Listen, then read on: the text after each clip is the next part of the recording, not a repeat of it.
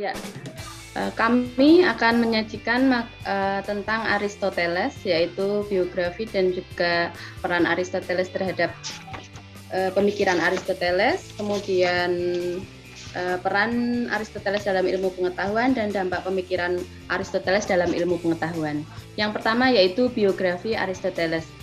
Aristoteles yaitu salah satu dari filsuf yang sangat terkenal di dunia. Dia bersama dengan Plato dan Socrates adalah tiga filsuf yang sangat mempengaruhi pemikiran para ilmuwan, khususnya ilmuwan Barat. Biografinya, Aristoteles lahir di kota Stagira, kota di wilayah Chalcidice, Thracia, Makedonia, tengah tahun 384 sebelum Masehi. Ayahnya bernama Nikomakos, adalah seorang tabib pribadi Raja Amintas III dari Makedonia. Nah, ketika ayahnya meninggal saat umur 15 tahun, maka ia pun diasuh oleh pamannya yang bernama Proxenus. Kemudian setelah berumur 17 tahun, Aristoteles itu pergi ke Athena untuk belajar kepada Plato dan menghabiskan waktu 20 tahun di sana. Jadi dia di sana setelah selesai menjadi murid Plato, kemudian menjadi guru di sekolahnya Plato. Kemudian, nah ini dia 3 tahapan filsafat pada Aristoteles, yaitu saat menjadi murid Plato yang tadi saya sebutkan, kemudian saat memimpin sekolah Lyceum, kemudian saat mengungsi di Chalcis. Saat memimpin sekolah di Lyceum, dalam jangka waktu 12 tahun Aristoteles meninggalkan Athena, ia mendirikan akademi di Assos dan menikah dengan Critias. Kemudian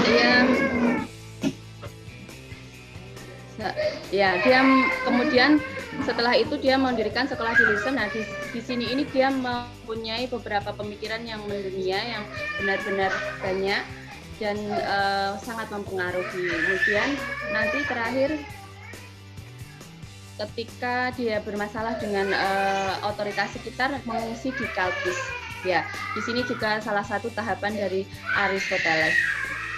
Kemudian pemikiran Aristoteles yang pertama yaitu pemikiran tentang kewarganegaraan. Penentuan siapa warga negara lebih tepat didasarkan pada rezim konstitusi atau bentuk pemerintahannya. Warga negara adalah yang berperan aktif dalam pemerintahan. Selanjutnya, sistem politik menurut Aristoteles yaitu monarki, aristokrasi, dan demokrasi, juga ada tirani, oligarki.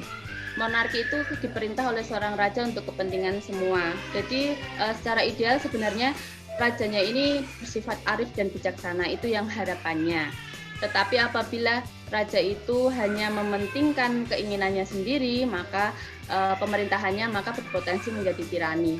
Selanjutnya yaitu aristokrasi. Aristokrasi itu diperintah beberapa orang untuk kepentingan bersama. Nanti apabila orang-orang yang memerintah itu hanya mementingkan kepentingan pribadi, maka namanya adalah oligarki. Kemudian demokrasi berasal dari kata demos yang berarti rakyat dan kraten yang berarti pemerintah. Jadi demokrasi berarti pemerintahan yang dipegang oleh rakyat.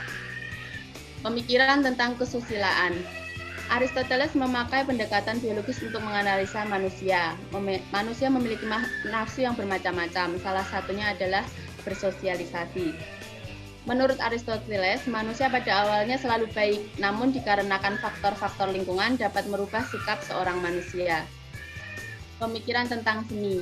Sebuah karya seni adalah sebuah perwujudan artistik yang merupakan hasil katarsis disertai dengan estetika. Katarsis adalah pengungkapan kumpulan perasaan yang dicurahkan keluar. Kumpulan perasaan itu disertai dengan dorongan normatif. Dorongan normatif yang dimaksud adalah dorongan yang akhirnya memberi wujud khusus pada perasaan tersebut. Wujud itu ditiru dari apa yang ada di dalam kenyataan. Pemikiran tentang keutamaan. Aristoteles menitikberatkan keutamaan pada kualitas manusia sebagai makhluk rasional. Aristoteles membedakan 2 macam keutamaan, yakni keutamaan yang menyempurnakan rasio itu sendiri dan keutamaan yang berperan dalam mengatur watak manusia. Keutamaan moral berkaitan dengan pengelolaan nafsu-nafsu dan perasaan manusia untuk membuat manusia menjadi lebih baik. Kemudian pemikiran tentang logika. Penemuan Aristoteles yang terbesar yaitu silogisme. Silogisme itu maksudnya uraian berkunci, yaitu menarik kesimpulan dari kenyataan yang umum atas hal yang khusus dan dapat digunakan dalam menarik kesimpulan yang baru dan tepat dari dua kebenaran yang ada. Sebagai contoh, ada dua pernyataan. Satu, setiap manusia pasti akan mati. Kemudian ya pernyataan kedua, dia adalah manusia. Maka dapat ditarik kesimpulan bahwa dia pasti akan mati. Pemikiran tentang matematika. Pemikiran Aristoteles yang terbesar dalam matematika adalah tentang logika dan analisis.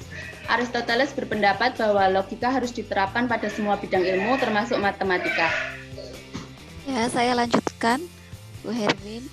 Pemikiran tentang matematika ya, tentang Aristoteles berpendapat bahwa logika harus diterapkan pada semua bidang ilmu termasuk matematika.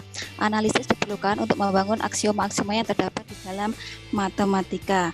Ya, jadi ini tertuang juga dalam buku Aristoteles yang berjudul Prior Analytic.